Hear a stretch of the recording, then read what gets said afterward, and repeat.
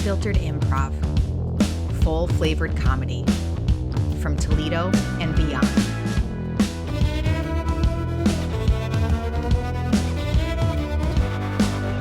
Hello, and welcome back to yet again another wonderful evening of improvised comedy right here on Homegrown Toledo Creatives. You know what? I was thinking that tonight we're going to have some awesome improvisers bringing you some awesome comedy, and your awesome ears are going to love it when your awesome face laughs your awesome butt right off. Tonight's players are Bonnie Schmitz, Brandon Dupler, Diana De Pasquale, Brian Poplawski, Paul Bergman, Josh Kaiden, and yours truly, Robin Molly. Oh, you know what? There's so many things we rely on our friends for. And tonight's a great night to tell you all about the things we couldn't have done without each other. So we're going to start off with I couldn't have done it without. The way this game works is we're going to have Josh start us by telling us something that he wants to thank Diana for. From there, Diana will explain how she couldn't have done it without me, and I'll explain how I couldn't have done it without Brian, so on and so forth. I think you get the gist of it. So to get us started, Josh, your suggestion is shark teeth. Shark teeth. Diana, I want to thank you so much for, sedating me and replacing my human teeth with several rows of shark teeth. It's really made such a difference at work. And, my whole quality of life has improved. So thank you so much. Josh, thank you for acknowledging me. And I want to say you're welcome. I really appreciate the time you took to include me in your vision. But, I could not have done it without Robin. She works at a dentist for sharks. And when she's on her lunch break, she goes through the garbage cans and she collects all the root canals that they put the sharks through, and, the dentures and things like that. And so she has, what you actually have in your mouth now are cadaver teeth from sharks. So, yeah. That's right, Diana. And I'm impressed that you remembered that. What a wonderful memory you have, because it was a kind of a long time ago that I dug out those shark teeth for you. They're also quite old, those shark teeth that you have in your mouth right now, Josh. But let me just say that I could not have done it without Brian, because Brian is who taught me everything I know about dumpster diving. I had never dumpster dived in my life until Brian had the courage to ask me out on that first date, the best first date and also the worst first date I've ever had in my entire life, dumpster diving behind all of the Chipotles in town until we had enough to put together our own love burrito bowl. So thank you, Brian, for that wonderful evening. My stomach is still recovering. Hey, you know what I say? If you're going to take someone on a date, make it life-changing, whether it's the best or the worst or both at the same time, just make it memorable. And I just want to thank Paul, because I never would have gotten into dumpster diving if Paul hadn't convinced me to attack my competitor in the Olympics, because as you all know, I was a high diver in the Olympics and was one of the best. They called me the next Greg Louganis, and Paul convinced me that I was going to lose. I needed to break his kneecap, a la Nancy Kerrigan. I tried to do it, got caught, got thrown out of the Olympics, and I'm like, I have to dive. So Paul, thank you. You changed my life for the better. Well, you're welcome, Brian. You're welcome, Brian. And that other diver definitely deserved it. I mean, you definitely did not want him to win, right? No. Right? No. Exactly. So you did what you had to do. So you're welcome. But I really, you know what? I didn't get this sort of vindictive personality if it wasn't for Brandon. And Brandon taught me that when he decided to steal my car, blame it on me, call the police, and have me spend 10 years in prison for it.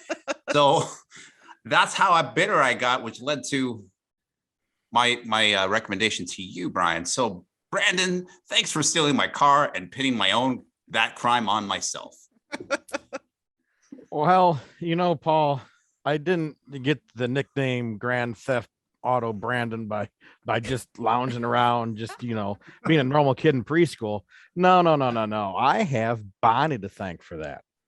Bonnie taught me all about felonies in preschool. We were in preschool together, and in between, like playing like we were dinosaurs, and stuff like that, Bonnie would take me out and show me how to, pop the locks on the preschool teachers' cars, how to skim their ATM card at the ATM machine. Taught me a number of things, including how to shank Billy back in the back room when he went and tattled on us for taking the extra apple juice. So all glory goes to Bonnie. Thanks, Grand Theft Auto, Brandon. I really appreciate it. And honestly, I couldn't have done it if Josh hadn't made me so addicted to candy as a child that the lack of sugar high, the withdrawals I went through just made me turn to a life of crime. And I really had to drag you along because I needed you to do most of the crime for me so I could get away scot-free. Mm-hmm. Well, and Bonnie, you are so welcome for me getting you hooked on candy. And as for me and my candy habit, I'm not going to say the dentists are right. I'm not going to say they're wrong. All I'm going to say is there's a reason I needed those row after row of shark teeth. Oh, Josh, you and your shark teeth are ready to host a game, aren't you? What game are you going to host for us? I am going to host a game Foursquare. Our players will be Robin, Paul, Brian, and Brandon. They're going to do scenes for us in pairs, going kind of in a circling round, and I'll switch them through those scenes. As a suggestion for Robin and Paul, can I get a poster you might have seen on a bedroom wall a decade or two ago? Fight Club. Fight Club for Robin and Paul. For Paul and Brian, how about a task they're trying to accomplish? Giving their cat a pill. Giving their cat a pill. For Brian and Brandon, a song lyric. You make me feel like a natural woman. You make me feel like a natural woman. And for Brandon and Robin, a fortune you might find in a fortune cookie. Lucky numbers 3, 8. Lucky numbers 3, 8. Okay, let's rotate through each pair. Tell us what your suggestion was, Robin and Paul. Fight Club. Paul and Brian. Hey, give that cat a pill. Mm-hmm. Brian and Brandon. You make me feel like a natural woman. Oh, I didn't know we were going to sing it. Oh, and Brandon and Robin. Lucky Numbers numbers 3, 8. 8. Okay, Robin and Paul, take it away. What's the first rule? I'm not falling for it again. Nope. Because even when I tell you the rule, technically I am talking about it. The rule is no dogs allowed. Oh. We don't fight animals here. I don't want to see any animals. No animals. You know, I'm just checking here, and I might have signed up for the wrong fight club. What? Yeah, Well, then who else am I going to fight then? Well, look, if I can't bring my dog, my emotional support dog, my dog is a service animal. I thought that I was signing up for the fight club that also supported a healthy environment for those of us who need it. You're going to take your support dog and put him in a fight? No. I was going to take my support dog and have them sit politely on the sidelines and cheer me on with adorable little barks while I fought. I don't think your dog will respond to me beating on you by cheering you on. He'll be wanting to attack me, and I can't have that in my fight club. I think you might underestimate exactly how much I'm going to whoop your ass. And switch. If that cat doesn't take the damn pill, I'm gonna fight it. He'll take it, okay? You don't have to fight the cat. You don't have to fight Toonses, okay? That's what you said about me taking its temperature, and we brawled that night. I know. I got a couple scratches in places I wasn't expecting. Yeah, that cat is terrible. And you always make me interact with the pointy bits while you just hold it. Come on. The cat needs its medicine. Toonces needs its antibiotics. Oh, I'm happy to give the cat its medicine. It's 5-knuckle sandwich. Oh, that's animal cruelty right there. No. You're not gonna punch him. You're gonna take that pill and you're gonna put that pill in this cat's mouth.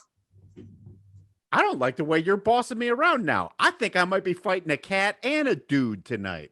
And it rotates.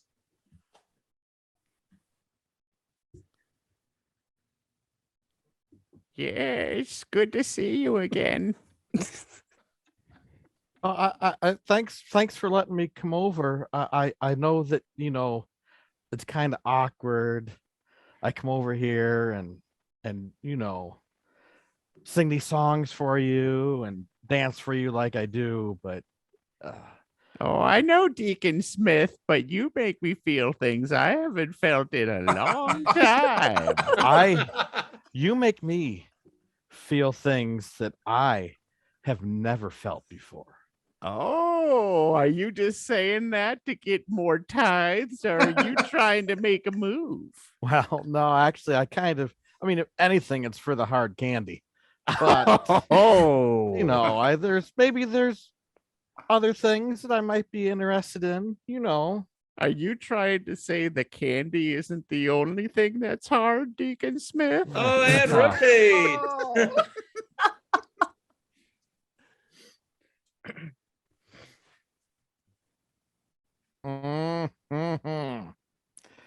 I could tell by the look on your face, you're thinking the same thing I'm thinking. We're going to buy pick 3 lottery tickets with number 3, number 8, and what are you thinking? Well, as you know, Kenny, I got my paycheck today, and you're right. I'm thinking we should invest it. And I've come up with a way to predict that third number. We know it's going to be 3. Yeah. And we know it's going to be 8. Because of that Chinese restaurant. Yep. That's right. But it's a pick 3. We got to pick a third number, Kenny. Oh, I don't know any other numbers, I don't think. Oh, see, that's what the problem is. And so I came up with this clever idea. Mm-hmm. I am going to be able to tell the future by huffing paint out of your belly button.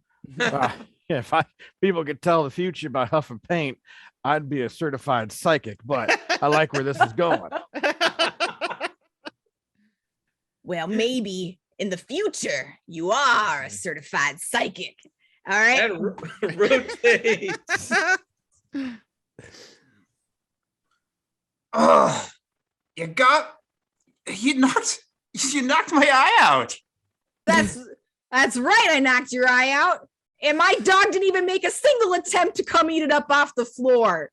And it hurts. Like, it hurts real bad. Oh man, now you're making me feel bad about it. Yeah, this is just like play fighting. It's not like real fighting. What? Gosh. I definitely signed up for the wrong fight club. And rotate. Okay, hey, I just woke up in the middle of the night with your cat holding a knife to my throat while it shoved its medicine down my throat.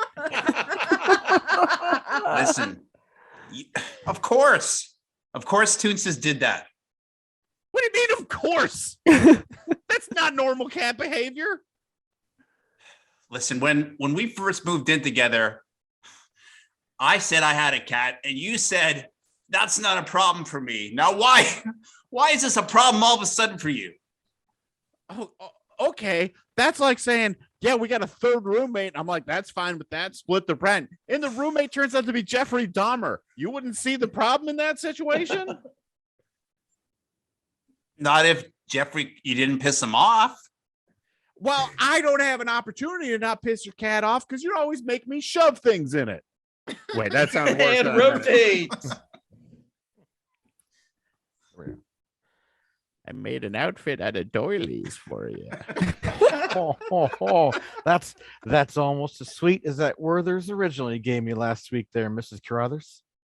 I'm starting to think you're coming just for the candy and not the candy I'm thinking you should be coming for. I like the way you're thinking. How about if I put on a little Glenn Miller orchestra and see if we can't get the mood going?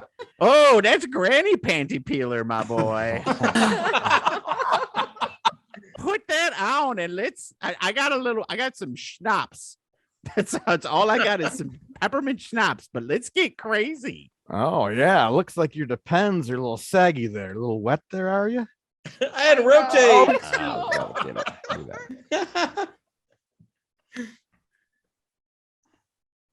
So I've been thinking about our final number.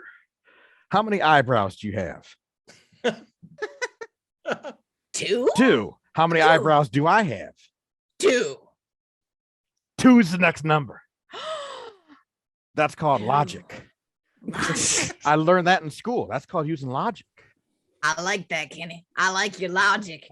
And it's going to be a lot less hairy than me putting my face near your belly to huff that paint. Yeah, I was getting a little scared because I know, sometimes you get hungry and, much as you like alcohol and, and paint and whatnot. I don't know where I was going. Well, I was going to turn you into a tasting buffet. That's right, Kenny. That's right. Okay. So we got our numbers. Yeah. 2, Yes. 3, 8. Yes. 382. Wait, 382. Oh, there you go, forgetting stuff again. I don't even know why I stick around. Kenny. Huh? I just gotta let you know that you're right. I'm a forgetful friend. I forgot your birthday. I forgot our anniversary of that time that we wrestled the skunk. Even forgot my own shoe size that one time, and I've got blisters like you would not believe. But Kenny, it's totally fine. I get lost in the sauce too. I forgot that you were gonna pour paint in my belly instead of alcohol, and I just I get confused with the vices. So it's okay. I still love you as a friend.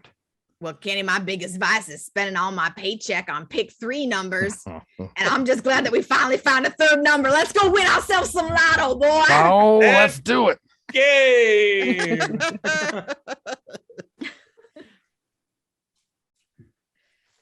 Okay, I'm going to hand things over to Robin to host our next game. This next game is called Objection. The way it works is that our players, Josh, Brian, Bonnie, and Diana, are going to become litigators. They are going to be arguing for, against, about, all in and around whatever subject it is that they feel like arguing about, while I, your judge, jury, and ultimate decider, will be either overruling or sustaining their objections along the way. And guess what? This game has a fun little timer in it. I'm going to put 3.5 minutes on the clock. They're going to be arguing case after case, and whoever it is that is presently speaking to me at the time that timer goes off, well, they will win the spoils of objection. To be determined. We'll figure out what those spoils are later. But first, let's go ahead and get a suggestion for them to get started. What is a subject that you have never cared about? Cats that snowboard. Cats that snowboard. That's a suggestion. And we're going to go ahead and have Brian get us started with the arguments. So cats that snowboard are the coolest cats. And I'm not just talking because they're out in the snow snowboarding. Objection. Surfing cats are cooler. Sustained. Right, because like it's great that some cats snowboard and more power to them, but cats that surf, they are so zen that they can deal with that fear of the water that so Objection. many cats have. Yes, Bonnie? They're not zen when they surf. They're just trying to catch fish. Oh, sustained. The cats that surf have murderous intent and really just want to eat all the fish in the ocean. So ultimately, they're really contributing to environmental issues we're having with our fish populations. Objection. Yes, Josh. Just trying to shift the blame for our environmental problems to cats. Sustained. Right. Like, okay, we've all seen The Matrix. We know we are all the bad guys in The Matrix. We all want to Objection. eat the lobster. Objection. Objection, Your Honor. Not all of us are Keanu Reeves fans, and I object to my colleagues bringing it into the record. Sustained. I mean, if we're going to talk film, let's talk classics. Okay, let's talk Orson Welles, Citizen Kane, The Ten Commandments, Paddington 2. Objection. Yes, Brian. The body count in John Wick is way higher than all of those movies combined. Sustained. Yeah, I mean, John Wick is a fantastic franchise. He murders everybody, and I love watching him do it. And if you think like, oh, the 10 Commandments, there's a burning bush or something. Objection. I don't know. I've never seen. Yes, Josh. When I murdered all those people, Brian did not enjoy watching me do it. And I feel like he's a hypocrite. Well, I was there. He did enjoy it. Overruled. Brian, back to you. Yeah. If you'll remember, Josh, the problem was that I enjoyed it a little too much, if you know what I mean. And I had to have a little alone time that was not alone. And you did not appreciate that. You were thinking about the time that you murdered a whole rack of ribs. And I was like, that was for everybody. You totally killed that rack of ribs. That's what I didn't like. Objection. Yes, Bonnie. I got one rib before Josh got to it. Sustained. Yeah, so at that barbecue, they were fresh off the smoker. I just wanted to taste it just real quick before, making a full plate. And so I got one of the ribs off before Josh came in and devoured the entire thing. So Objection. Yes, Brian. Bonnie has let me hate Josh for years, and it was unwarranted, and that is terrible. Objection, Your Honor. If I might, we all hate Josh, so I don't think it's relevant to bring that. I don't think it's relevant to bring that into the court, and especially have it entered into the record, because he's quite thoroughly unlikable, and everyone agrees on that. It's a matter that has been settled for quite some time now. Objection. Yes, Josh. Am I a person? Because if I don't agree, then not everyone agrees. Oh. Josh, I know this is unusual, but I'm going to ask you a question. Do you not hate yourself? Okay, you got me there. Okay, back to Diana then, okay? Because you're overruled. So Diana, the floor is yours. If I might, there are many reasons to hate Josh. I mean, he might even have a few since he's got a clearly demonstrated self-hatred. But okay, first of all, there's, he has a malodorous pong to him, especially after he works out. So it's quite offensive. Number two, he loves boy bands, and that's reason enough right there. With our timer going off, Diana, we have a winner. Thanks, Josh. Yeah, I love you, Josh. Josh, we love you, Josh. Love you. Yeah, we love you, Josh. Yes. All right, and Oh, so go ahead good. and host a game for us, Josh. That's how much we love you. Okay, our final game for the evening is called There's a Blank in My Soup. I will give our players an object, and they will, say there's a whatever in my soup, and they will respond as the waiter. So for example, if I were to say, waiter, there's a tree in my soup, then one of them might say, well, I'm going to go out on a limb and say that's not supposed to be. Appropriate response. No, we wouldn't. So, airplane. Waiter, there's an airplane in my soup. Sully, man. Did it again.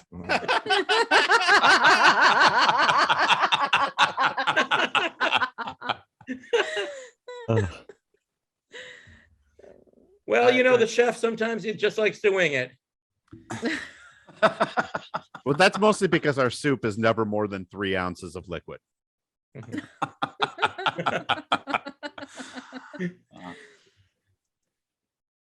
Oh, that's because it's a sexy stew. A steward? Stewardess? Sexy stew. That's what they used to call him back in the day. It's a real thing. Really? Look it up. Google it. That's messed up. Okay. Waiter, there's a ball of yarn in my soup. Well, don't get yourself all tied up in knots over that. I'll knock a few bucks off the bill. Well, Yeah, don't sweater it. We'll take care of it for you. These type of strings happen all the time. Our cooking staff is a tight-knit community. That's terrible. Alpaca doggy bag for you. Wow. waiter, there's a deck of cards in my soup. Let me shuffle on back to the kitchen and get a different soup. Just the luck of the draw, man. Yeah, deal that back to me. I'll go ahead and take it in the back and flush it right down the sink. You, sir, must be the Joker. Those kitchen jokers, they're wild. I don't know Oh. jack about that, but the chef, she's the queen of putting stuff in soups. That magician is really good. That is the card that I picked. Waiter, there's a zebra in my soup. You always see things in black and white. Ah. Oh, let me Serengeti you a new one. Oh,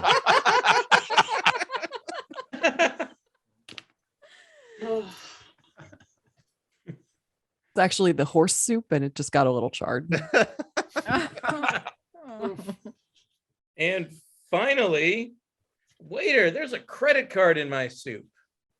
No charge for that.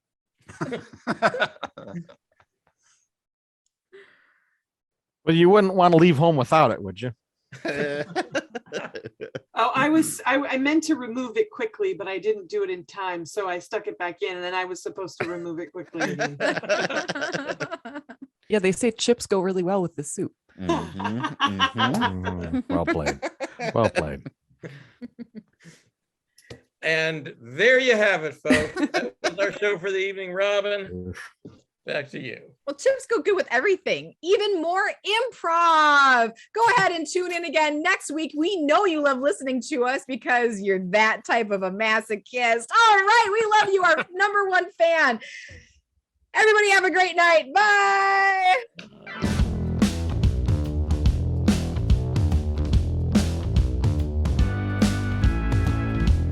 Unfiltered Improv, full flavored comedy from Toledo and beyond.